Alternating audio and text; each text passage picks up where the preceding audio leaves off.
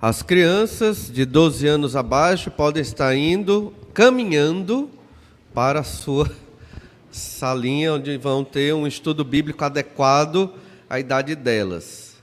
Só lembrando que as fichas para os membros apresentarem os candidatos ao diaconato e ao Conselho de Patrimônio, só tem o prazo final de entrega será até o próximo domingo. Então tem hoje, e você pode até durante a semana botar na urna, na quarta-feira, e domingo que vem. Depois não vai ter mais prazo, porque vai ser feita a contagem dessas fichas. Então, não se esqueça, é muito importante. E hoje nós queremos meditar na palavra do Senhor, pensando numa grande promessa que o Senhor nos deu. Você se sente cansado de tanto trabalho na sua vida, né?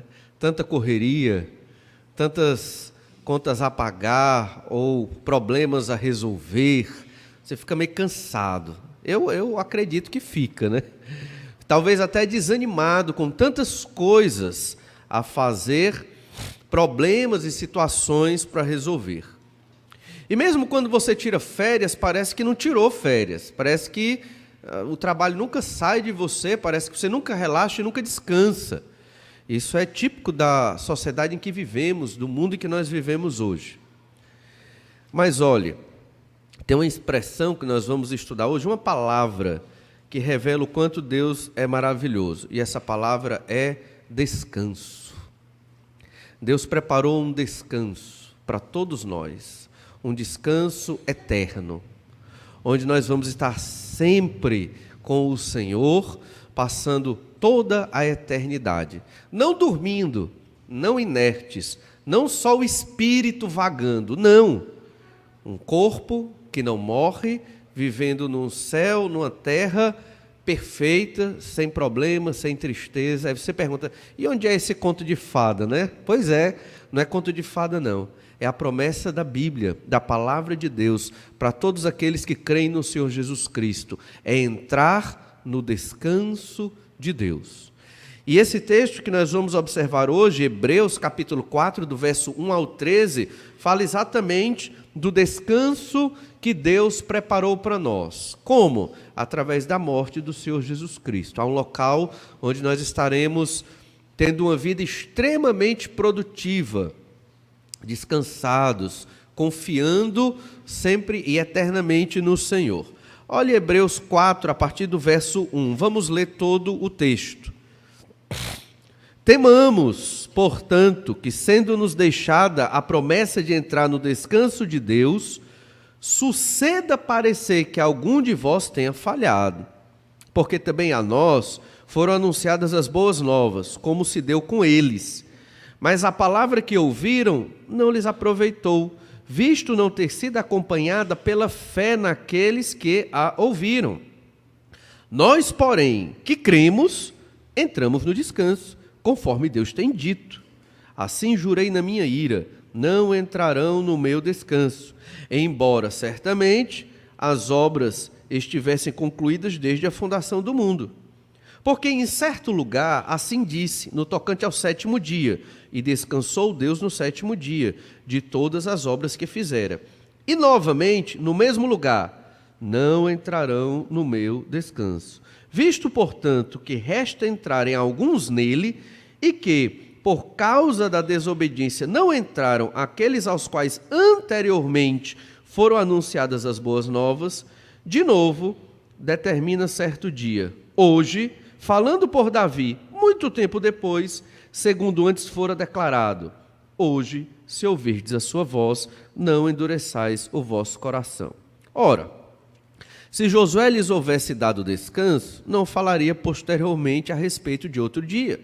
Portanto, resta um repouso para o povo de Deus. Porque aquele que entrou no descanso de Deus, também ele mesmo descansou de suas obras, como Deus das suas.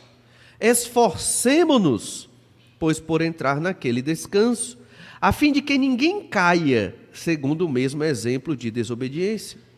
Porque a palavra de Deus é viva e eficaz e mais cortante do que qualquer espada de dois gumes, e penetra até o ponto de dividir alma e espírito, juntas e medulas, e é apta para discernir os pensamentos e propósitos do coração.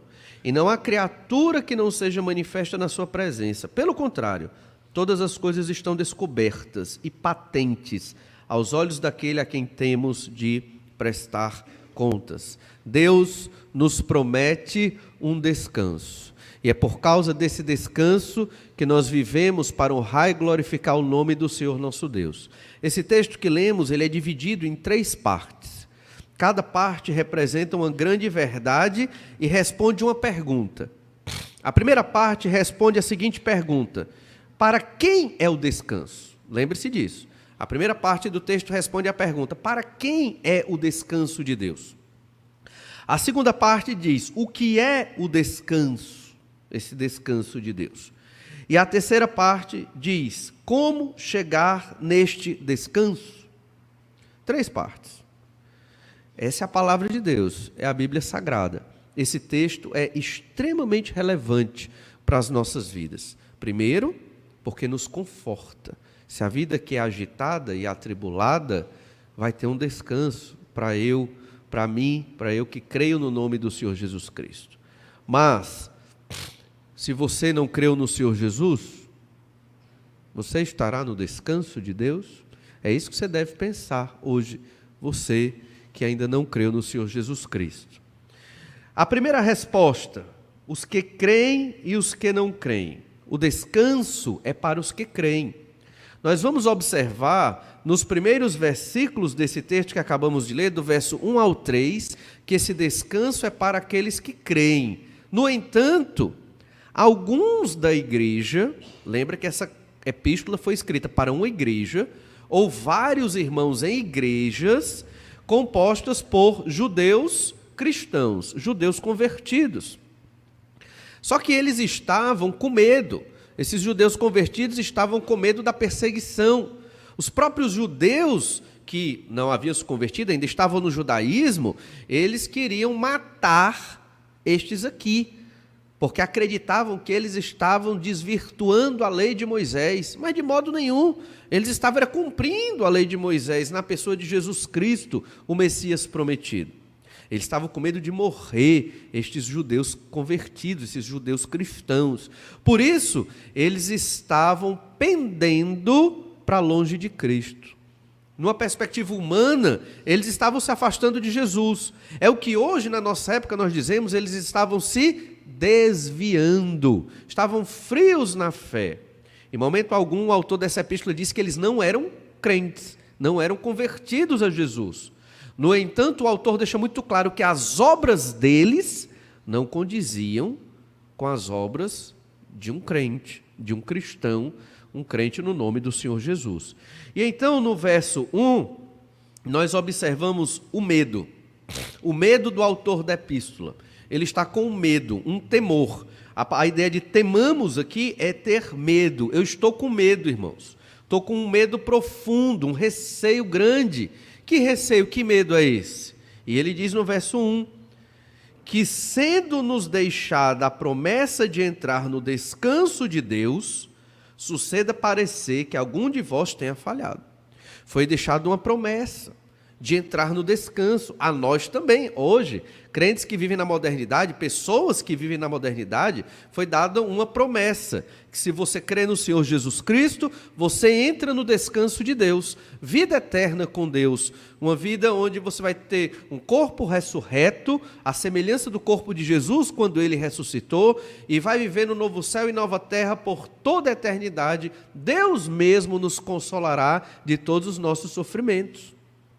Esse é o descanso maravilhoso que Deus tem preparado para nós. Só que o autor da epístola diz: olha, eu estou com medo, porque vocês parecem que não vão entrar no descanso de Deus. Foi deixada uma promessa, mas parece que vocês estão diferente daqueles que creem em Jesus. Lembra das pregações do Senhor Jesus Cristo, né? Quando ele diz, ele fala do fruto. Uma árvore boa não pode dar um fruto ruim. E a árvore ruim não pode dar uma árvore má não pode dar um fruto bom. Então, aquele que creu em Jesus, ele vai ter obras. Ele não é perfeito. é pecador. Mas ele tem obras que refletem o poder do Espírito Santo de Deus na vida deles. Aquele que creu em Jesus, que não tem as obras de Deus na sua vida, está estranho. Ou ele nunca creu em Jesus, ou ele não está firme no Senhor Jesus o suficiente que deveria estar. João 15 diz que se nós estamos ligados a Jesus, permanecendo em Jesus, nós podemos fazer todas as coisas, nós podemos dar frutos, nós podemos amar os irmãos, porque permanecemos em Jesus. Aqui não está falando de uma religião somente. Aqui está falando de um compromisso com Deus pela fé no Senhor Jesus Cristo. E ele estava com medo. Numa perspectiva humana, irmãos, eu estou com medo. Alguns de vós talvez não entrem no descanso.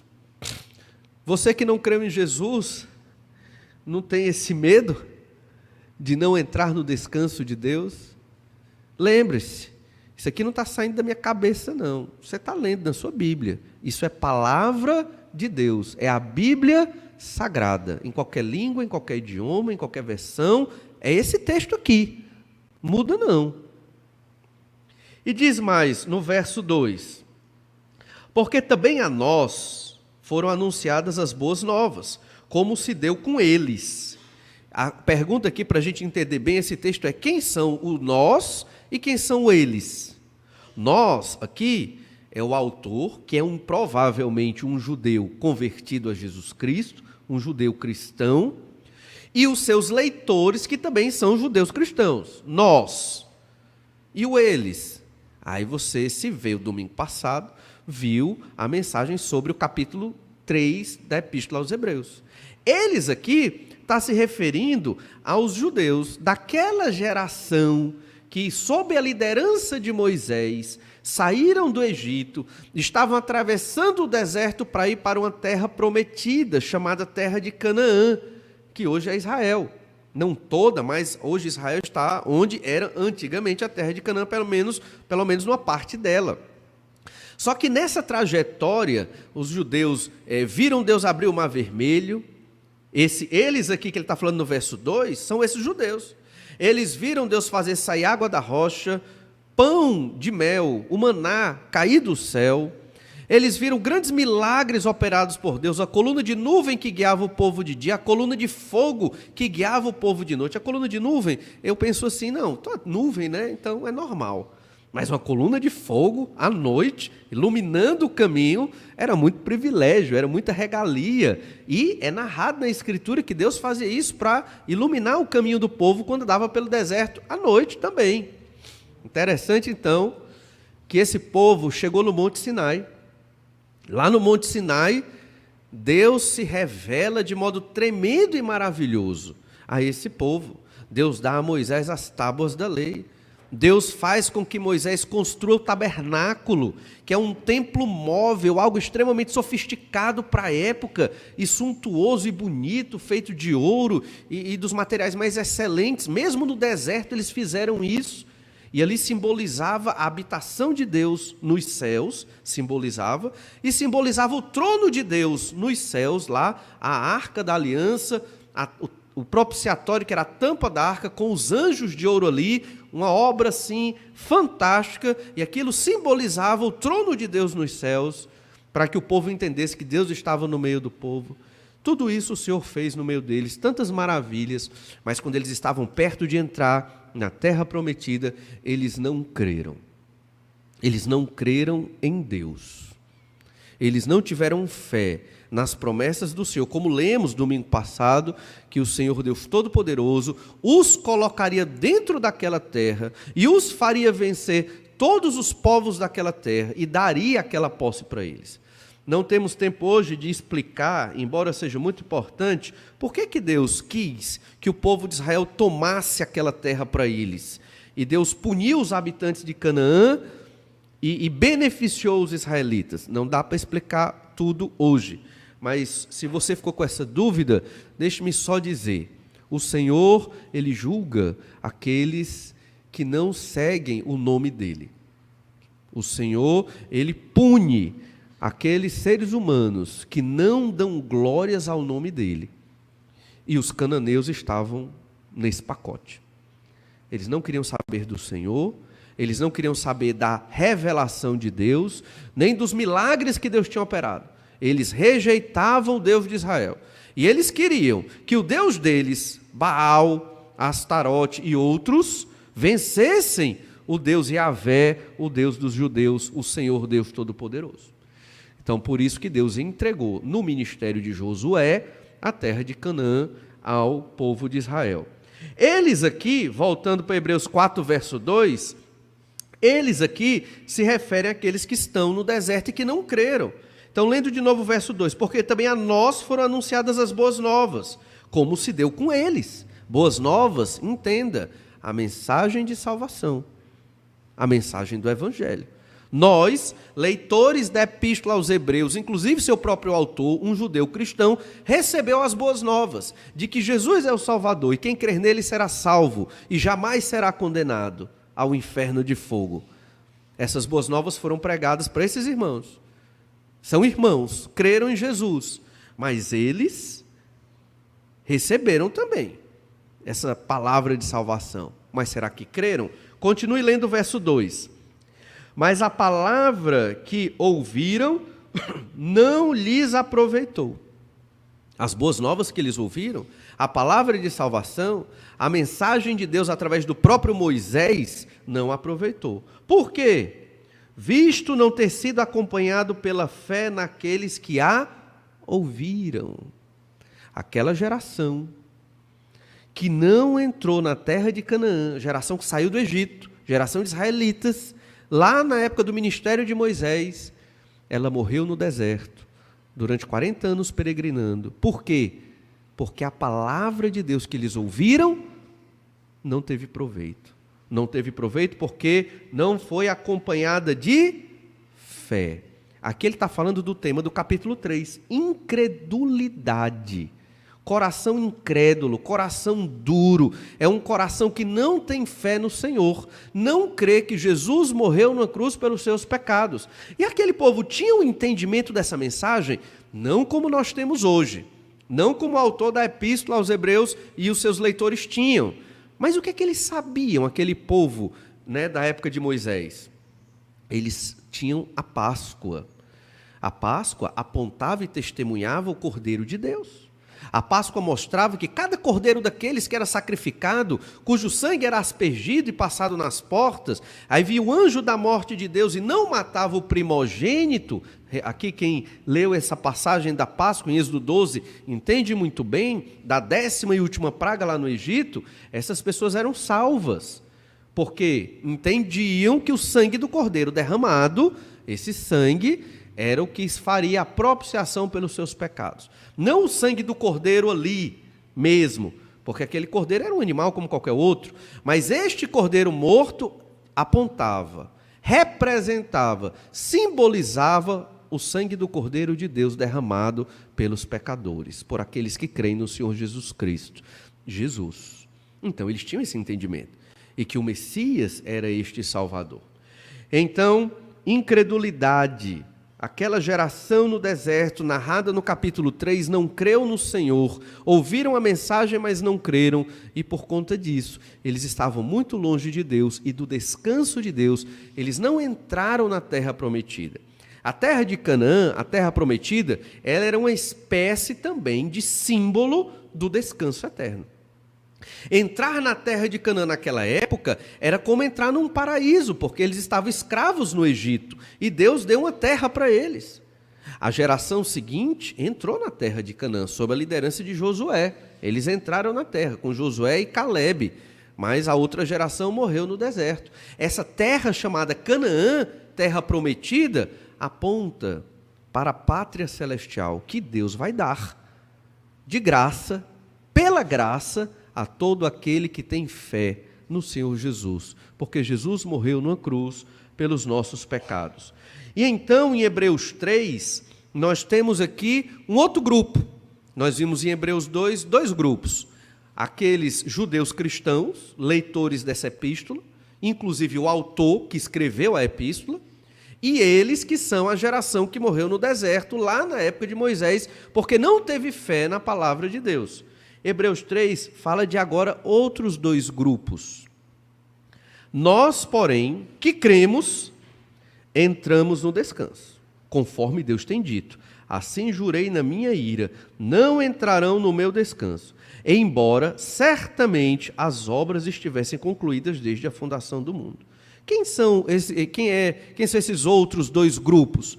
Primeiro aqui é o nós. O nós diz, nós, porém, os que cremos, nós entraremos no descanso.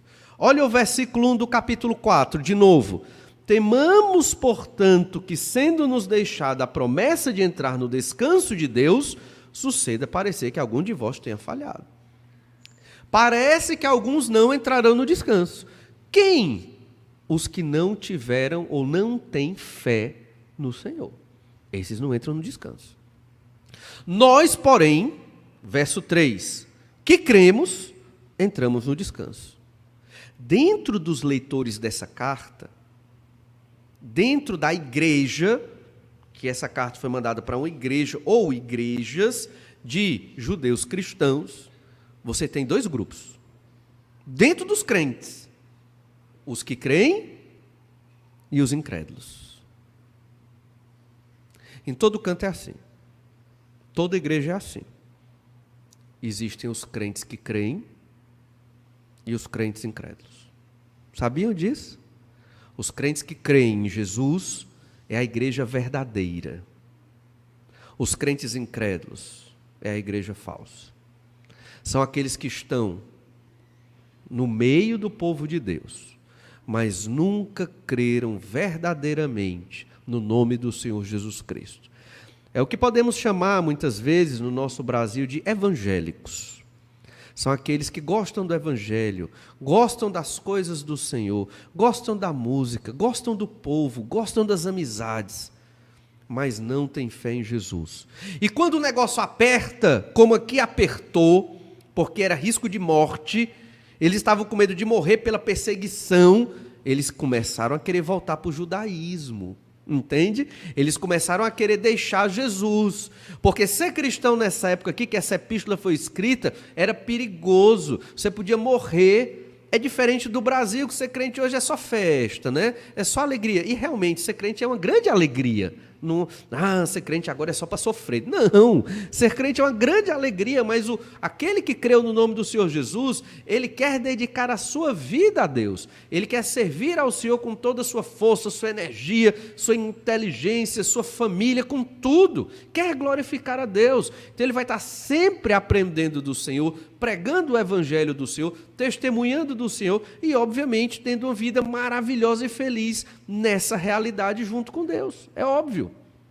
E quando vier o sofrimento, apesar do sofrimento, o crente ainda está feliz, firme, sofre, mas sustentado por Deus. É diferente desses leitores, que eles estavam fraquinhos na fé. Alguns até nem pareciam ser crentes no Senhor Jesus. Então o autor diz, nós, porém, que cremos, entramos no descanso, conforme Deus tem dito. Aí o que é que Deus diz? Assim jurei na minha ira, não entrarão no meu descanso. Quem não entra? Os que não creem. Essa mensagem ela está sendo pregada para crentes. Essa epístola foi escrita para crentes. Veja isso.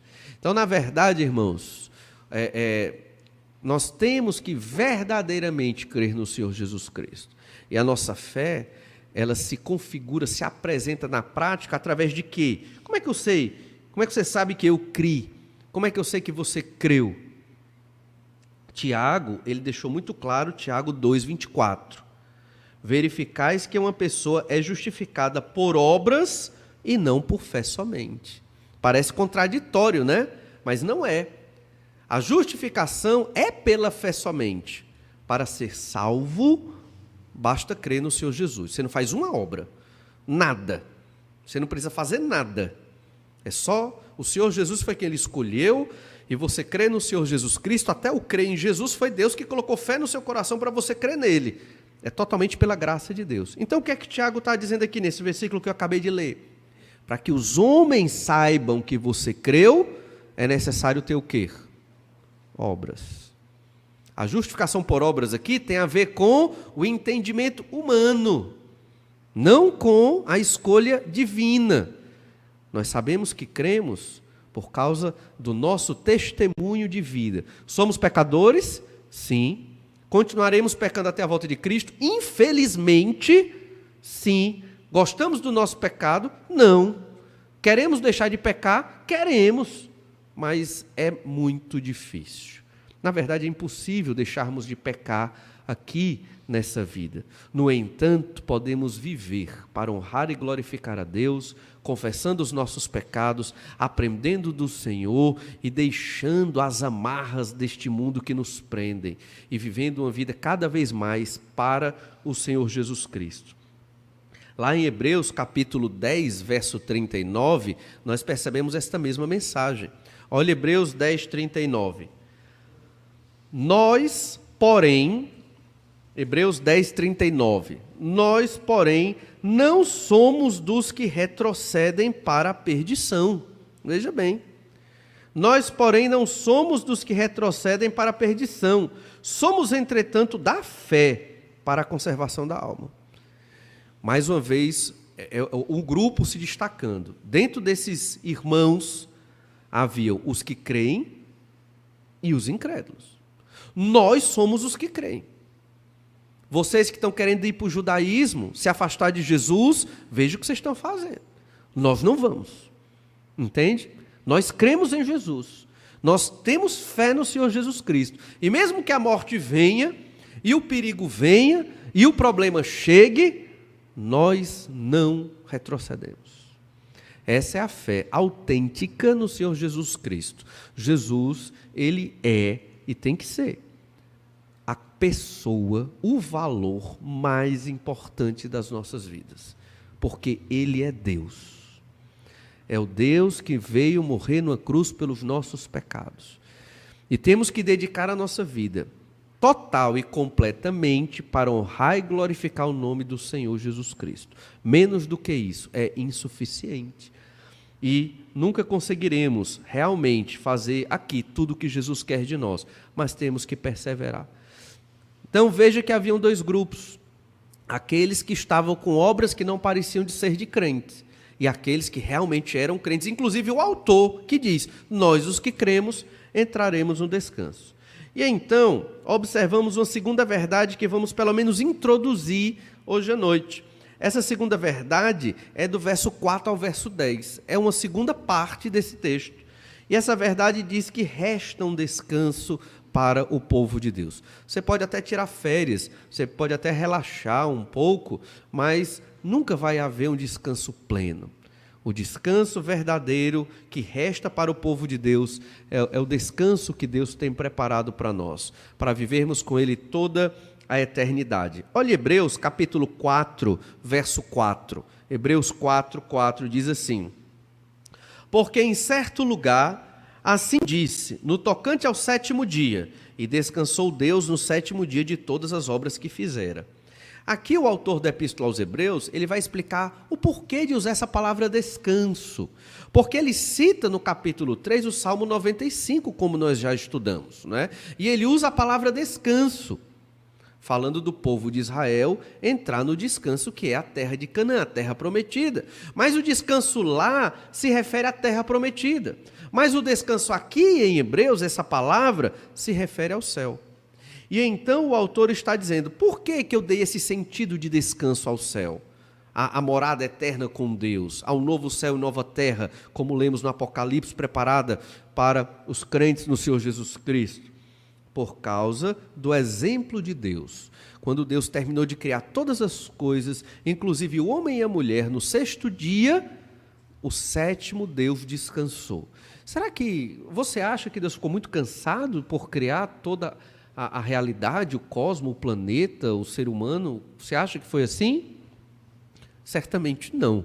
O Senhor é infinito em poder, então Deus criou todas as coisas pela palavra dele, né? Ele criou todas as coisas sem haver nada existente na época, exceto o homem que ele criou, do pó da terra, e a mulher da costela do homem, mas os outros elementos foram criados do nada, pela palavra de Deus, como diz a Bíblia Sagrada, em Gênesis capítulo 1. E depois Deus descansou, ou seja, Deus cessou de trabalhar. Deus chegou e disse, vou encerrar o meu trabalho, e esse dia é um dia onde eu deixo de trabalhar na criação. Esse testemunho de Deus, exemplo de Deus, a atividade do Senhor no sétimo dia, nesse dia do descanso, ele serve como norma para toda a nossa vida. Na época do Antigo Testamento, serviu de norma para o dia do sábado. O dia do sábado, no Antigo Testamento, isso não se aplica da mesma forma na igreja hoje, que a igreja é uma coisa, Israel é outra coisa, são povos distintos, mas no Antigo Testamento havia um dia para que o israelita descansasse do seu trabalho. 6 dias o israelita trabalhava, no sétimo ele descansava.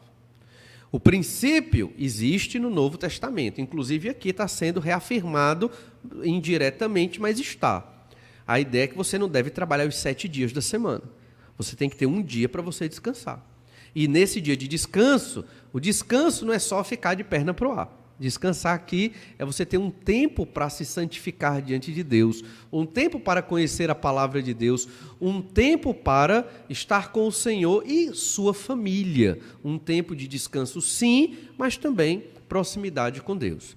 O povo de Israel levou isso tão a sério que na lei de Moisés, que era a constituição da nação de Israel, que foi a lei que Deus deu a Moisés para ensinar o povo, se você quebrasse o dia do sábado, você era punido com morte.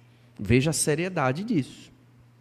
E não só havia o dia do sábado, havia o ano sabático e havia uma contagem de 7 períodos, de 7 anos.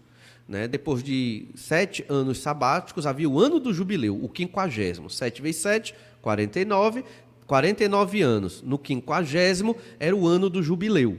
O que é o ano do jubileu? Era um ano onde os escravos seriam libertos. Era um ano onde as dívidas seriam perdoadas, onde as terras voltariam para os seus proprietários. Era um ano para zerar tudo e começar de novo. Era muito interessante. Então, sempre havia oportunidade de um recomeço. Todas essas datas, o dia do sábado, o ano sabático, o ano do jubileu, apontam para esse descanso eterno. Um descanso onde nós estaremos sempre com o Senhor, livres de dificuldades e de problemas, realmente tendo um tempo de descanso. E o autor de Hebreus diz, olha, Deus descansou. Deus, lá, quando criou todas as coisas, tirou um dia para ele cessar de trabalhar. Verso 5, Hebreus 4, 5. E novamente, no mesmo lugar, não entrarão no meu descanso. E aqui ele está voltando ao Salmo 95. Então, Deus, desde a criação, instituiu a ideia de um descanso, e um descanso eterno também. Mas, quem não crer no Senhor Jesus, não pode entrar neste descanso. Verso 6. Visto, portanto, que resta entrarem alguns nele, e que por causa da desobediência não entraram aqueles aos quais anteriormente foram anunciadas as boas novas, de novo determina certo dia. Hoje, falando por Davi, muito tempo depois, segundo antes fora declarado, hoje, se ouvirdes a sua voz, não endureçais o vosso coração. E aqui no verso 6 e 7, ele está dando um resumo do capítulo 3. Olha, aquela geração que estava para entrar na terra prometida, que estava para entrar em Canaã, eles não creram. E por que não creram? Coração endurecido. Então Davi escreveu sobre isso. Escreveu sobre isso lá no Salmo 95. O Salmo 95, do verso 7 ao 11, foi citado no capítulo 3, que vimos domingo passado. E Davi deu a dica do que se deve fazer hoje, para você não cair na incredulidade daquela geração que não entrou na terra prometida, no descanso de Deus, físico ali. O que é que você deve fazer? Final do verso 7. Se ouvirdes a sua voz, não endureçais o vosso coração. Naquele dia, lá em Números capítulo 14, Calebe se levanta, Josué se levanta para convencer o povo de que é bom entrar naquela terra. Quem os usou para falar isso? O Espírito Santo de Deus. Mas o povo não quis. O povo preferiu viver na incredulidade. E Deus os castigou. 40 anos rodando no deserto. Os que têm 20 anos para cima, todos vão morrer. Só vão entrar na terra prometida os de 20 anos para baixo. Josué e Calebe. E até aquele momento Moisés ia entrar. Mas no capítulo 20, Moisés desobedeceu a Deus e por isso também não entrou na terra de Canaã. Hoje você ouve a voz do Espírito Santo. Não é a minha, não. Mas eu creio que o Espírito Santo fala no coração de cada um aqui. Se você é crente em Jesus, mas vive em incredulidade, ouça a voz do Espírito. Não endureça o seu coração. Arrependa-se do seu pecado, confesse o seu pecado, peça perdão a Deus e se emende, ajeite sua vida. O Senhor lhe dá poder para você vencer o seu pecado. Você tem que crer no Senhor Jesus, você tem que ler a sua Bíblia, você tem que viver em fé e pela fé. E se você não creu no Senhor Jesus Cristo, vive numa incredulidade tamanha, acreditando que esse é um livro religioso somente, não é? É a palavra de Deus. Não existe, irmãos, um livro semelhante na história humana.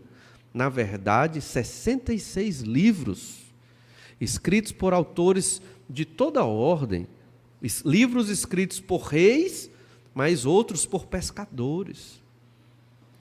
E os pecados desses autores estão revelados aqui.